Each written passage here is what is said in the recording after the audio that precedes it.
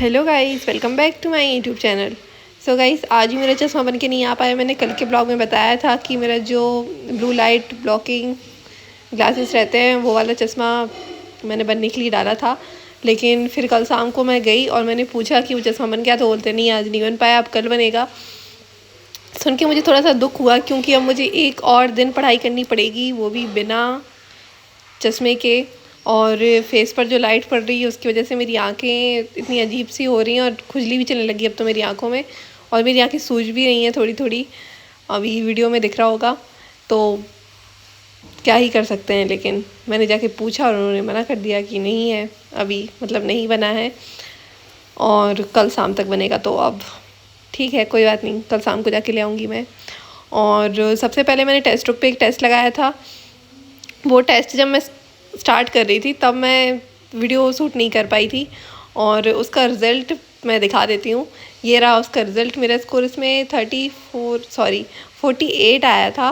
कितना गलत स्कोर बोल रही हूँ मैं, इतना स्कोर तो आना ही नहीं चाहिए, और वैसे भी ऑलरेडी बहुत कम आया है मेरा, कट ऑफ से तो कम ही आया है। और इंग्लिश में जो स्कोर आया था वो 7 आया था। मैंने 11 अटैम्प्ट किए थे, जिसमें से 7 स्कोर आया। मतलब मेरी जो एक्यूरेसी है वो बढ़िया चल रही है। और मैथ्स में तो मैंने कम ही अटैम्प्ट किए थे, 11 अटैम्प्ट किए थे, 11 ही सही निकले। लेकिन रीजनिंग में मैंने थोड़े अच्छे खासे अटैम्प्ट कर लिए। मतलब मैंने 35 में से 30 अटैम्प्ट कर लिए और 30 ही सही निकले।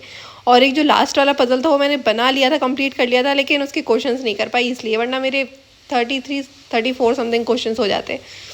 लेकिन ठीक है, अब कोई बात नहीं। उसके बाद फिर मैंने RBI असिस्टेंस प्री 2026 का एक और टेस्ट स्टार्ट कर लिया था। वो था अंडर 24/7 पर, और इसमें मेरा स्कोर बहुत बुरा आया, क्योंकि बीच में ही लैपटॉप बंद हो गया था डिस्चार्ज होके।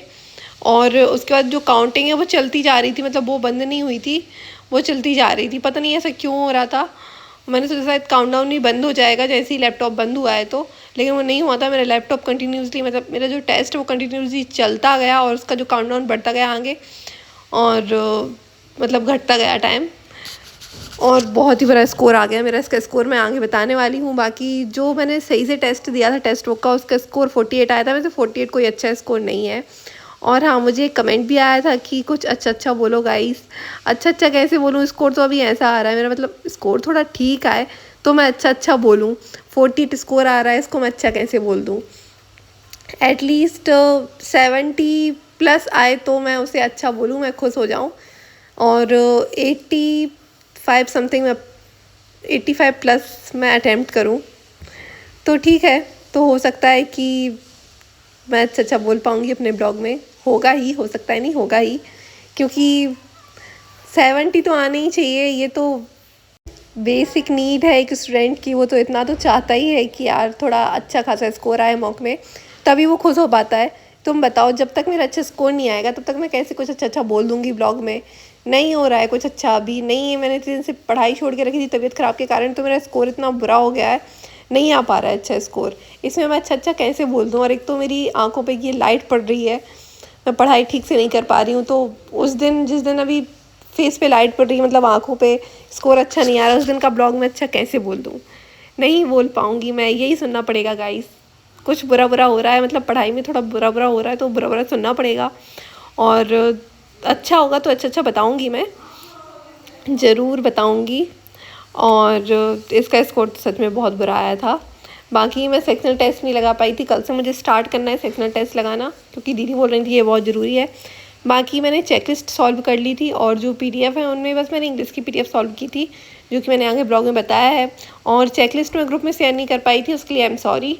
बस मैं PDF ही शेयर कर पाई थी। बाकी मैं जो चेकलिस्ट है वो आज शेयर कर दूँगी ग्रुप में। जिसके पास मेरा टेलीग्राम चैनल नहीं है, टेलीग्राम ग्रुप नहीं है, वो मेरे चैनल के डिस्क्रिप्शन, यूट्यूब चैनल के डिस्क्रिप्शन में जाके टेलीग्राम चैनल की लिंक ले सकता है।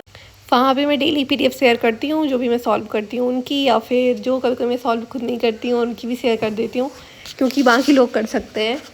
और ये रहा वो स्कोर जिसका मैं बोल रही थी कि बहुत बुरा स्कोर आया, और ये सच में पहले वाले मॉक से तो बुरा ही है। और लेकिन कल जो मॉक दिया था उससे बेटर है, उससे बेटर ही आया। और बाकी मैथ्स और रीजनिंग में तो मैंने 18 सही निकले हैं, मतलब मेरे गलत तो निकल गए कुछ। और इंग्लिश में भी बहुत बुरा स्कोर आया, मतलब ऑल ओवर बुरा ही स्कोर आया है मेरा। बट कोई बात नहीं, अब क्या ही कर सकते हैं। जब बुद्धि ऐसी हो गई है, नहीं चल रही है, तो कोई कुछ नहीं कर सकता। और फिर उसके बाद मैंने इंग्लिश की PDF शेयर की, मतलब सॉल्व की, शेयर भी कर दी थी मैंने। बाकी मैथ्स और फिर रीजनिंग की मैंने PDF सॉल्व नहीं की कल, क्योंकि मैंने सोचा मॉक लगा लिया है, बस इंग्लिश पे थोड़ा ज़्यादा फोकस करना है, क्योंकि इंग्लिश में तो बहुत ज़्यादा बुरे नंबर जाते हैं। कभी कभी बहुत अच्छे जाते हैं, जैसे मैंने अभी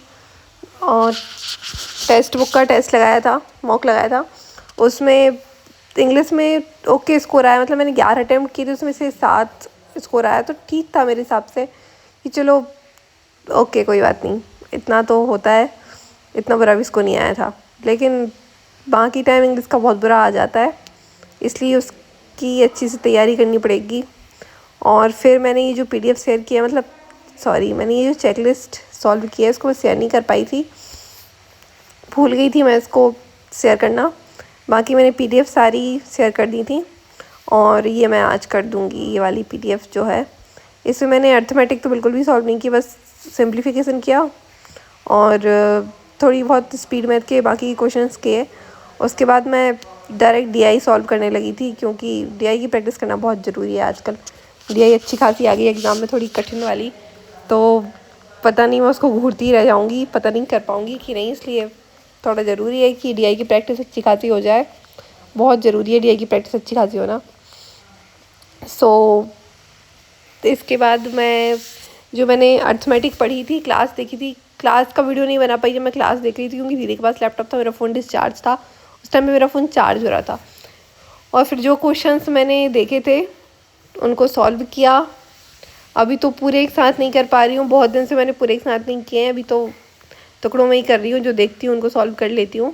और ये बहुत ज़रूरी है, बहुत से लोग मुझसे पूछते हैं अर्थमेटिक कैसे करें, तो ये बहुत ज़रूरी पार्ट है कि जो क्लास आपने देखी है उसकी PDF डाउनलोड करके उसके क्वेश्चंस को सॉल्व करो। और एक बार नहीं बन रहा है, 2 बार नहीं बन रहा है, 3 बार नहीं बन रहा है, ऐसे करो। मैंने एक साथ PDF डाउनलोड कर ली है, और इसको जूम कर लेती हूँ मैं बहुत ज़्यादा, तो स्क्रीन पे बस क्वेश्चन रहता है। क्वेश्चन को पढ़ती हूँ, सॉल्व करती हूँ, और फिर नीचे स्क्रॉल करके देखती हूँ कि मैंने सही सॉल्व किया है या नहीं, ऐसे मैं मिला लेती हूँ। क्योंकि एक बार हमने ऐसा किया कि बस क्वेश्चन की PDF डाउनलोड कर ली, फिर कहीं का क्वेश्चन नहीं बन रहा है या डाउट है कि हमने सही किया है या नहीं, तो उसके लिए अलग से फिर दूसरी PDF खोलो या फिर क्लास देखो वापस से, तो बहुत ज़्यादा ऐसे काम बढ़ जाता है इसमें। तो मैंने कहा चलो ठीक है, यही ऐसे डायरेक्ट करते हैं। चीटिंग वैसे अगर मैं करूँगी भी तो खुद के लिए करूँगी, किसी और के लिए थोड़ी ना करूँगी। सो गाइस, मैं अपने ब्लॉग को यहीं ख़त्म करती हूँ। वीडियो को लाइक करना, चैनल को सब्सक्राइब करना। बाय।